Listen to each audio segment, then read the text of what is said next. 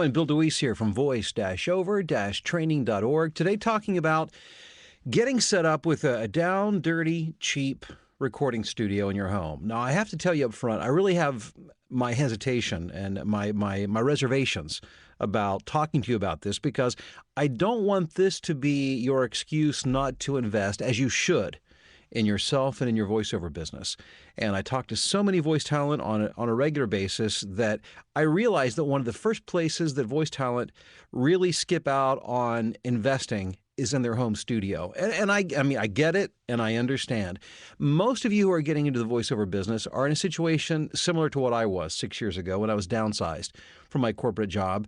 And I really needed to figure out how to make money, not how to spend money. But you know the old adage, it takes money to make money. There is a certain element of truth in that.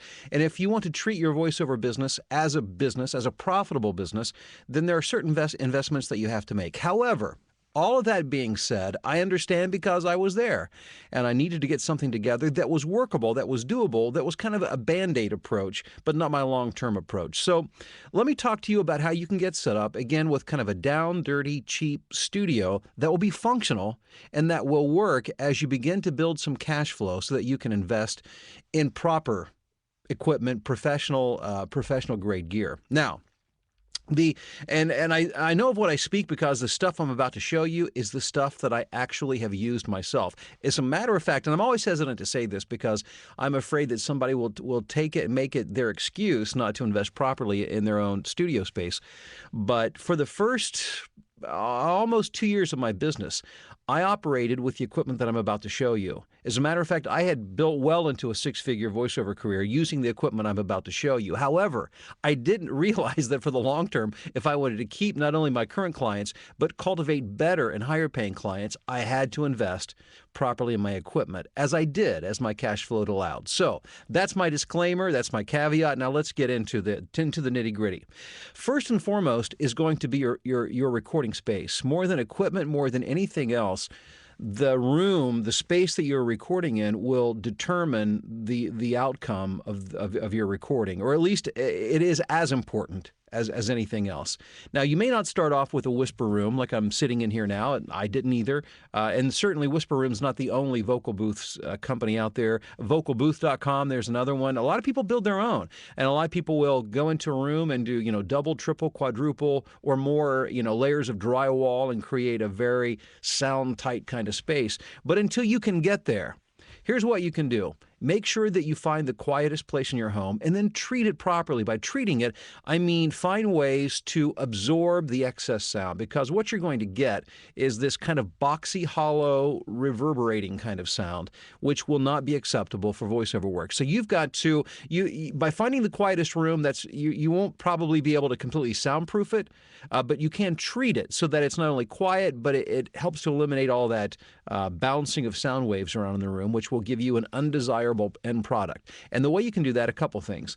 If you can't afford to invest in expensive acoustic foam, which this stuff is very expensive, what you can do, what I did, I started off with foam mattress toppers. Bought them at Kmart, or actually I think it was Walmart, relatively inexpensive. And you can pad the walls, particularly behind your microphone, to the sides of your microphone, in as much space as you can. But what you want to do is keep the sound waves from bouncing around the room.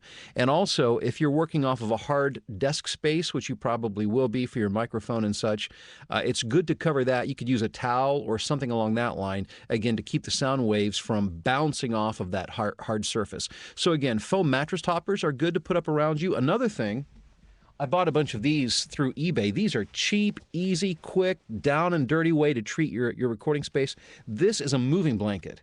And again, you can buy a bunch of these, buy them in bulk on eBay relatively cheaply, and they're very heavy, they're very absorbent.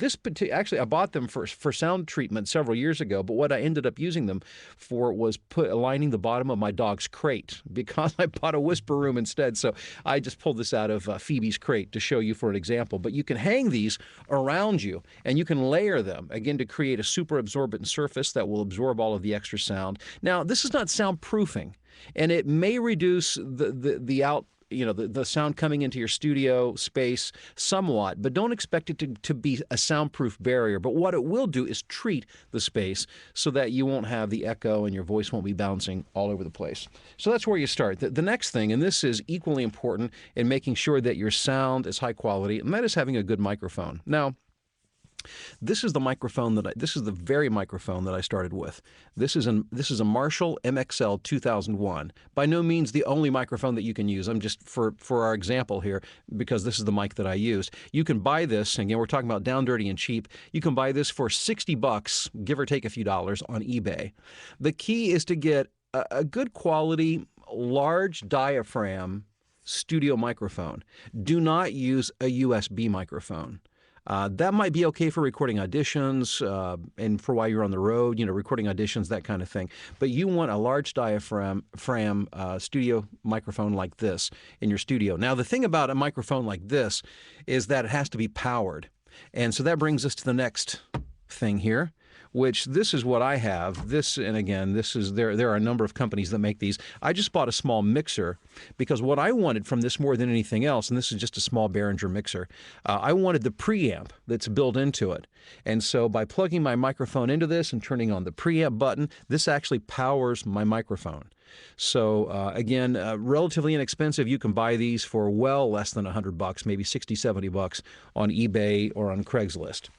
So you've got that to power the microphone, and then what you need is a digital audio interface, i.e. a sound card, to transform the analog signal of your voice into your microphone into digital information that goes into your computer. And the digital interface, again, there are a number of them out there. This is actually the one that I use today. And actually, this is a backup. The one that I'm using today, I'm actually using as I record this. This is a Lexicon Alpha, and this will run you, I believe, $50 or $60, on eBay. And when they first came out, it was around $100, but there's always newer versions that come out, driving down the cost of the older technology. But this is a really solid piece of equipment. I use it every day. And again, I record everything from national to regional to local work on these things. And this thing it's a beautiful piece of equipment. But again, there are a number of companies that make good digital audio interfaces. But again, we're talking about doing this relatively on the cheap, and this only runs about $50 or $60. So what do we have so far? We've got maybe less $200-ish so far with the equipment that we've talked about. And really all that remains is your computer. And if you own a computer, that probably will work fine. For most of my voiceover career, I've used not cutting-edge technology as far as the computer goes. I've normally used a Dell Optiplex. Now I work off of a Mac, but that was up until just a few months ago. And I still have my old Dell Optiplex. It's probably 4 years old. It's sitting around my studio as a backup that I use Adobe Audition on. So the computer you own is probably just fine for your purposes. The main thing is you want to make sure it's far enough away from your recording space so that you can't hear the fan noise, because that becomes a distraction. That's problematic when you're recording voiceovers. However, you will need recording and editing software. And we're going to do this really cheap. And this is a program that I've worked with before, so I know it works, and I know it's a fine piece of software. It's called Audacity. And if you Google Audacity download, you can easily find the free download online. Doesn't cost anything. And again, the quality of the audio you record will be as good as anything that you record in any other recording software program. It's normally just a matter of functions and features, and that's what you pay for, these kind of programs. So when you're starting off, get Audacity. It's free. It's a free download. Again, just Google Audacity download. So that gives you really, aside from, you'll want a pair of headphones. Now, for most of my radio career and my voiceover career, I've used really cheap headphones because I found that paying $100, $200 for headphones didn't make me sound any better. Now, if you prefer more expensive headphones, you got to work within your own budget. Now, I came across these headphones in a studio that I did some work for, and I liked them so well I bought my own pair. This is the Ultrasone S-Logic HFI 15G. Yeah. And these are great. These run, about $80. But like I said, you can use a $5 pair of headphones. Make sure you get a great microphone. Don't worry so much about the headphones. So really everything we've talked about, we're talking hundreds, not thousands of dollars. That will get you set up. Don't look at that as your long-term solution. Look at that as your, again, quick, dirty, cheap setup to get going. And I can think of no better way to get going than with recording audiobooks, because that is the fastest growing section right now of the voiceover market. And I wanted to show you this because, the things that I talk about, I don't just make this stuff up. This is stuff that I've done, that I experienced not only 10 years ago, 20 years ago. I experience and I do this on an ongoing basis. And today I just received my first check. It's a royalty check from Audible. If you can see that here, this is actually Audible made out to Bill DeWeese Media for the total of $920.95.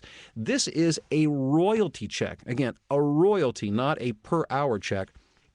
This is based on sales of some audiobooks that I recorded for the month of January. So this is actually my first monthly royalty check from Audible, and this reflects the sales of, I believe it's 6 books that I've recently recorded. So the plan here, and this is what I love about audiobooks. Now, this is in addition to what I was paid for my hourly work. So normally with audiobooks, you're paid per finished hour. So again, not the hours that you work, but the finished hours of audio that are in the book that you finish. So not only did I receive that pay, but the royalty on top. And that's why I like working with audiobooks, because I can build income that I'll continue, or do work that I'll continue to be paid on for years to come. These checks will continue to come in even if I quit recording audiobooks.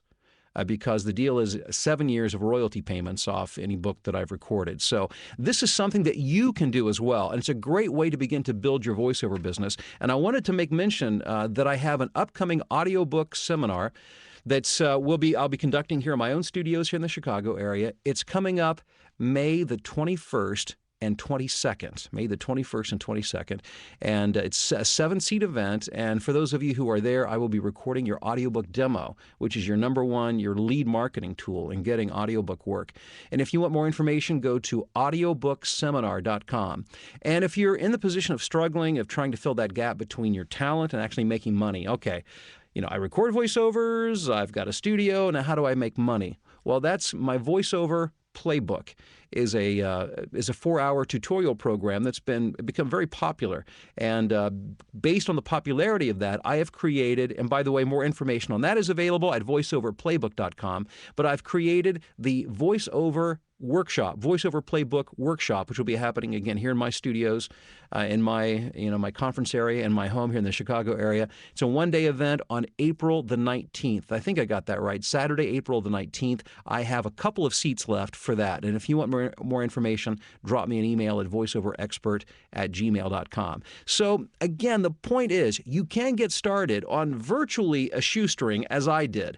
Now, long term, you want to treat this like a business. You want to invest in the proper gear and proper equipment. But you can get up and going, down, dirty, and cheap, and start getting some cash flow so that you can invest properly in your business. Hey, I wish you all the best as you build your voiceover business, and I look forward to talking to you soon.